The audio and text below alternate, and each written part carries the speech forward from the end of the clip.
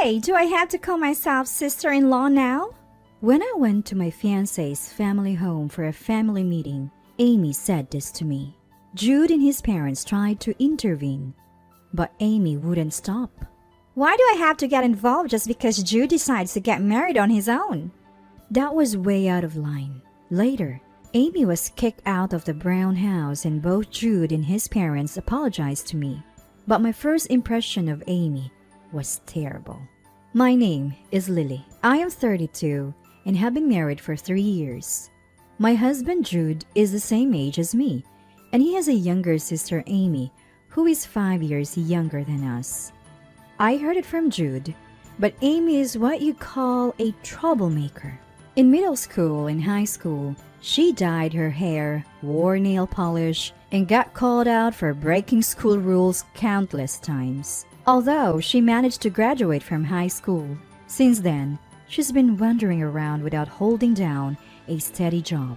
Considering she's rarely home at night and seems to have a decent amount of money, Jude thinks she might be working at some kind of hostess club. But she hardly ever comes home, and since that family meeting, I've been told not to worry too much and have barely seen her. However, the other day, when Jude and I visited his parents' house, while having dinner with his parents, the front door suddenly opened, and we heard footsteps barging in. Oh, didn't know Jude was here. I hadn't seen Amy in a while, and she looked even more flashy than before, with an unfamiliar man standing next to her. Our dinner was interrupted, and everything went silent. Who's that? Just as everyone was thinking the same thing, Amy casually announced, "We're getting married." And I stared in disbelief. The man with the flashy dyed hair and his hands still in his pockets gave a slight bow. Yep, that's the deal. Nice to meet you. It doesn't feel like they came for a family meeting at all. Hey, serve us some food too, I'm hungry. Amy spoke like a child, and that seemed to snap the Browns back to reality. Marriage? Did you come for a family meeting today? Yes, why? Wait, is this supposed to be the family meeting? No way. Absolutely not. Neither of their attitudes makes any sense. As expected, the Browns were furious. Amy, show some common sense. And you? Who even are you? Announcing marriage without even sharing your name with that attitude is ridiculous. Exactly. It's outrageous. In our hearts, Jude, Camilla, and I were all silently cheering on the Browns.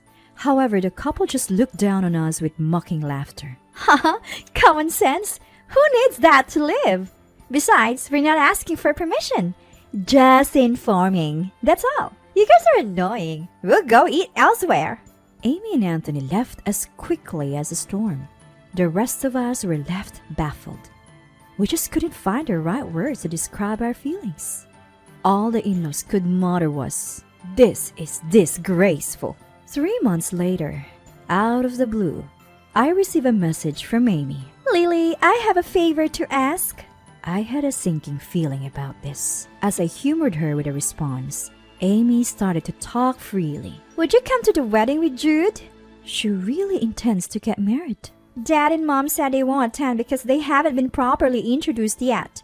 But it would be weird if no one from my side came, right? I can totally understand her parents' feelings. Jude hardly picks up my calls, so I can't discuss it with him. You're the only one I have, Lily. True. Jude has been busy with work lately and probably doesn't have time to answer calls. I don't want to go, but as a woman, I understand the dream of a wedding, and it does seem sad if no family is present. I reluctantly replied, "Only if Jude says he'll come." I hung up after saying that. When Jude came home and I told him about it, he said, I noticed the call, but I've been too busy to answer. So Amy was really serious about getting married? He echoed my sentiments. Later, when Jude tried contacting the Browns, they were still upset about Amy's attitude. They said, "She can marry as she pleases, but we won't attend the wedding." Amy has apparently already moved out and is living with her boyfriend. After discussing with Jude, we figured that if Amy had moved out of her parents' house, once the wedding was over, we probably wouldn't see her for a while and avoid any drama. So thinking it would be our last involvement, we decided to attend the wedding, since her parents were attending and certainly wouldn't be funding the wedding. After discussing with Jude, we decided to give a generous wedding gift as a gesture of goodwill. It was the least we could do. However, despite waiting, we never received a formal wedding invitation and had to call Amy to get the date and venue details. A month later, when Jude and I arrived at the venue, we were surprised to see Amy in her usual casual attire. Congratulations! Despite my usual feelings about her, I decided to keep them in check and celebrate the occasion, so I delivered those words with a smile. I go change now! The ceremony will be held over there. Oh, it's almost time, hurry up! With that, Amy left. We headed in the direction she indicated and found ourselves not in a chapel or a wedding reception hall, but an ordinary hall. Huh? What is this place? I expressed my confusion to Jude, who was also looking puzzled. This isn't a wedding. What's going on? And then the sight before us left me stunned. These people are the guests, right? I whispered to Jude, who reluctantly nodded in agreement. This looks like a club or a hostess club. The supposed guests had flashy and light hair colors, which seemed to be the norm. They looked frivolous, were prominently flaunting branded items, and their vulgar laughter echoed throughout. Well, considering who the couple is, perhaps this is to be expected. Trying to hold back my emotions and attempting to find some calm with Jude, I noticed something. Hey, where are the chairs? Jude, who was as stunned as I was, seemed to realize it too. What? This is just a reception? Isn't it supposed to be a wedding? As we stood there confused, a frivolous-looking man, presumably the MC, picked up a microphone and began to speak. Now let's welcome the bride and groom. The two entered from the open doors. I had assumed she'd be in a wedding dress, but while it was technically white, it was a cheap-looking sexy dress with a high slit. On her head, she wore a tacky tiara. The young crowd cheered them on with enthusiasm. Well, they were so flashy, I couldn't even tell if they were young anymore. Actually, who cares about that? I just want to leave this place. That's all I could think about. They played some cheesy How We Met video, but the only lingering question was, is it really okay to say they met at a hostess club? Jude sitting next to me seemed to share the same sentiment. Though it felt like an agonizingly long time, in reality, only 30 minutes had passed. I didn't feel like I could endure this to the end. As I contemplated making a quick exit, suddenly Amy approached us. Hey, where's our wedding gift? I've never seen a bride come to collect her gift in person. That said, we did prepare a wedding gift, thinking it would be a proper ceremony. We planned to give it when entering the venue, but no one was at the reception desk, so we missed the opportunity. I thought we could give it later, but I never expected her to ask for it directly. With a forced smile, Jude handed over the wedding gift. Meanwhile, the groom was downing drinks amid his friends' cheers. Among them, a man with flashy hair, but obviously much older, and a woman, heavily made up beyond her age. Must be the groom's parents. I guess it's a case of like father, like son. After Amy took the gift from Jude, she surprisingly turned to me, extending her hand. Lily, I want your wedding gift too. What? The wedding gift! Give it to me now! Jude, raising his voice a bit to interject, said, Lily and I are a couple, so the gift covers both of us. But then, looking visibly unsatisfied, Amy audibly clicked her tongue and unbelievably started to open the wedding gift right there. Wait, hold on! I tried to stop her in a hurry, but she completely ignored me. And after seeing the contents of the gift, Amy laughed mockingly and blurted out something outrageous. What's this? Only $3,000? Hey, Amy, hold on! Jude hurriedly tried to intervene, but Amy was unstoppable. I'm gonna be able to earn $3,000 in just one night, she said while laughing. Why should we be talked down to like that? Especially when we gave a gift that was more than the usual rate. At that moment, all my restrained feelings exploded. Listen, Amy, don't you have any gratitude? Do you realize we gave you more than the usual amount? We gave that amount thinking it might help since Brown and Camilla said they wouldn't attend. Then laughing Amy responded, Huh? Acting all high and mighty over a mere $3,000? What do you mean by help? It doesn't matter to me if my parents come or not. You're just someone who married Jude, right? Can you stop pretending to be family? The audacity of her words made me laugh past my anger. Right, I'm just someone who married Jude, not really family or anything. Well, this will be the last time, so please forgive me. With that, I snatched the wedding gift from Amy and pulled out half of it, which was $1,500, and stashed it in my purse. I put the remaining $1,500 back into the wedding gift and shoved it into Amy's hands. Hey, what are you doing? Give it back! Seeing Amy's attitude and having no sentiment left for her, I spoke. Amy and I are strangers. I don't give wedding gifts to strangers. So I took back my share.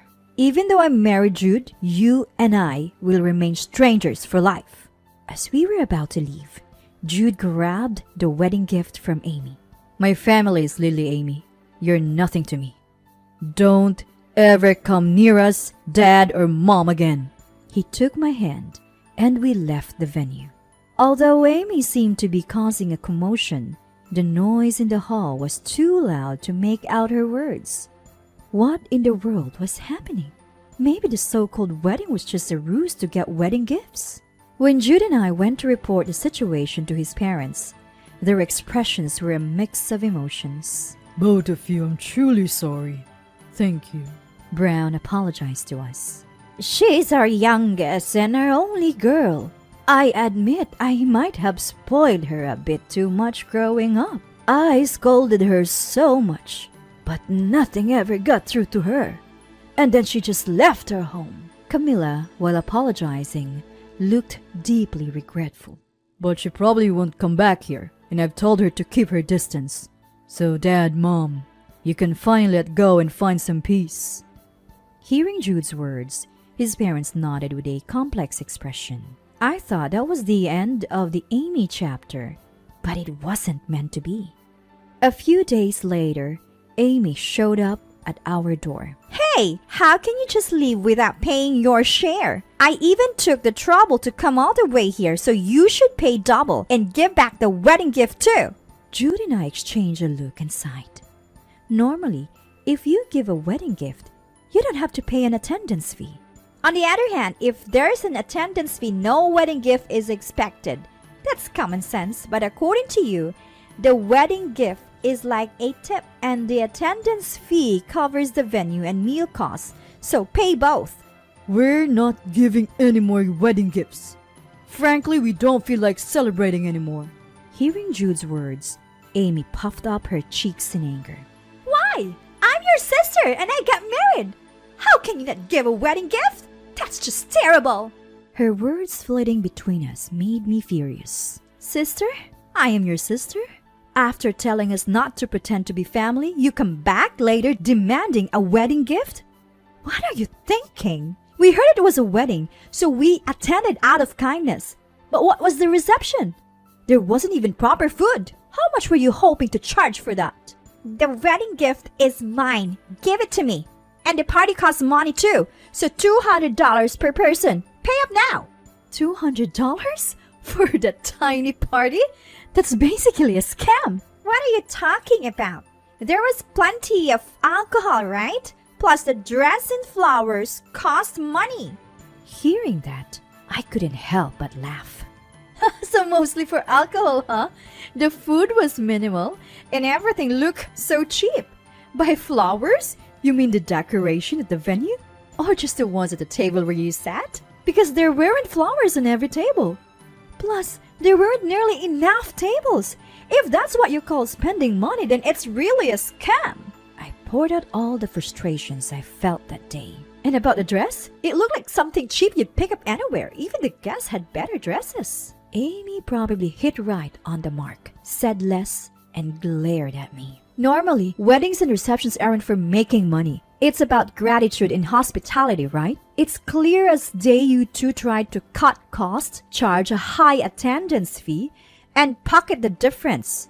We also spent money and time preparing, not to mention the transportation cost. Honestly, I feel like you owe us. Jude, not finding an opportunity to speak, just nodded in agreement beside me. Amy kept glaring at me the whole time. I had one last thing to say. I don't have a single dime to give to someone who's not even family like you, Amy. You said you could make $3,000 in one night, right? Then why not just hold a free wedding? With a wedding as cheap as that? You should be thanking each guest, maybe even handing out $1,000 each for showing up. Just stay out of our lives, I said with a laugh. Amy, either too stunned to respond or simply furious, glared at me and stormed off. Turns out, Amy and her husband had racked up significant debts from buying luxury brands and cars, and it seems they were trying to cover some of it with the wedding gifts and attendance fees. They even went to Jude's parents' house to demand for gifts and were rightly scolded. Jude's parents were livid. They told us if Amy ever showed up again causing trouble, we could call the police. Thankfully, we've had no contact from Amy since then, which has been a relief. In a way, it was a one-of-a-kind wedding experience, but we never spoke to that couple, who were basically strangers, ever again. Now, we're enjoying a quiet and peaceful life.